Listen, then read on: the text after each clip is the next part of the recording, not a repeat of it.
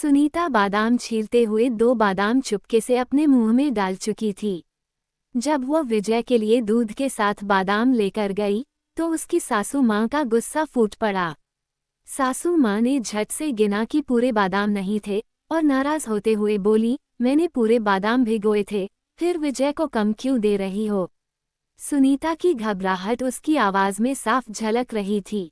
उसने कांपते हुए कहा, सासू माँ, छीलते वक्त 2 बादाम नीचे गिर गए थे, अब कैसे देती उन्हें। सासू माँ की निगाहें जैसे सुनीता को दोषी करार दे रही थीं। उन्होंने तंज कसते हुए कहा, तुम्हारे मायके से बादाम की बोरी तो आती नहीं जो यूं ही गिराती रहोगी। सुनीता अंदर ही अंदर झूठ छुपाते हुए रसोई में बर्तन रखने चली गई।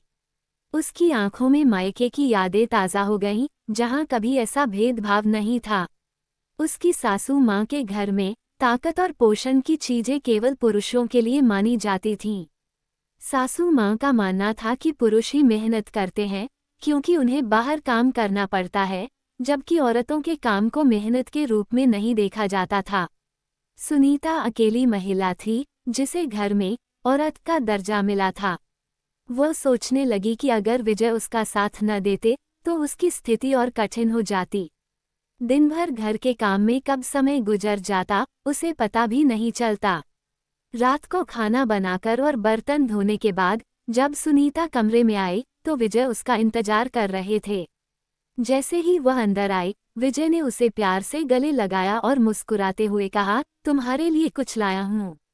उन्होंने बादाम का एक पैकेट सुनीता के हाथ में थमाते हुए कहा, तुम्हें भीगे बादाम बहुत पसंद हैं, तो अलग से भिगोकर खा लिया करो। विजय की यह छोटी सी लेकिन प्यारी बात ने सुनीता का दिल छू लिया। उसके अंदर का सारा तनाव जैसे बह गया हो।